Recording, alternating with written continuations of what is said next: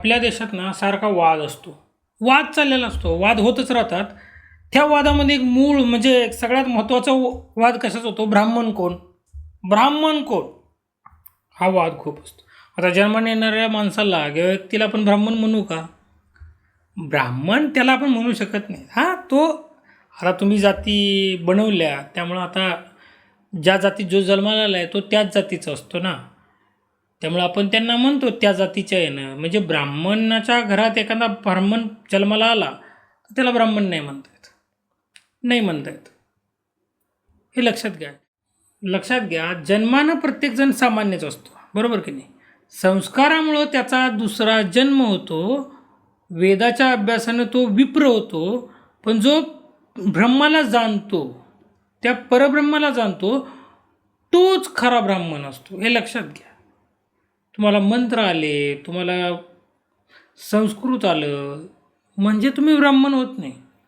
ब्राह्मण होणे म्हणजे त्या परब्रह्माला जाणणं. जो जाणतो तो ब्राह्मण असतो. आता लक्षात घ्या, आज केवळ एका विशिष्ट जातीत जन्म घेतल्यामुळं लोक स्वतःला ब्राह्मण समजतात.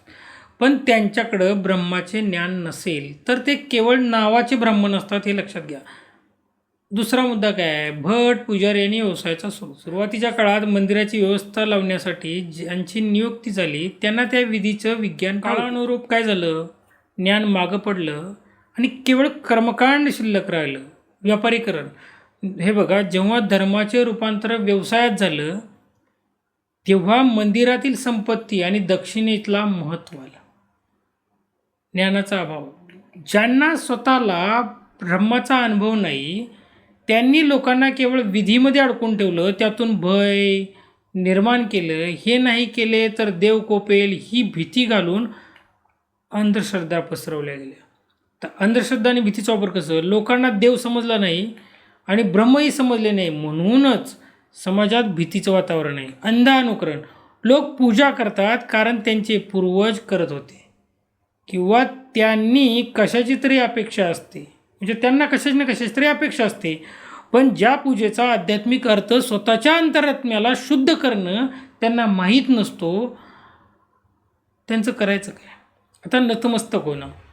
हे बघा, खऱ्या ज्ञानी माणसाला माहिती असतं की देव सर्वव्यापी आहे, त्यामुळे तो केवळ दगड पाहून घाबरत नाही किंवा नको तिथं नतमस्तक होत नाही. तो आदराने वागतो पण भीतीपोटी नाही.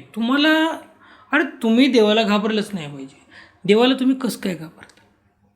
लक्षात घ्या, नाही घाबरलं. हिंदू समाजाला आज विधी म्हणजे काय? रिच्युअल पेक्षा तत्त्वज्ञान म्हणजे काय? फिलॉसॉफी सांगण्याची जास्त गरज आहे. मंदिरात पाय टेकणं म्हणजे केवळ हजेरी लावणं नाही, तर तिथली ऊर्जा घेऊन आपल्यातील जीवात्म्याला परमात्म्याशी जोडणं असं असतं. जेव्हा माणसाला कळते की अहम ब्रह्मास्मी म्हणजे मीच ब्रह्म आहे, तेव्हा त्याची भीती नष्ट होते. हे लक्षात घ्या. मंदिराबाहेर रांगा लावतोय पण आपल्या आत डोकावून पाहायला तयार नाही. ज्याला ब्रह्म कळला त्याला जगाची भीती उरत नाही.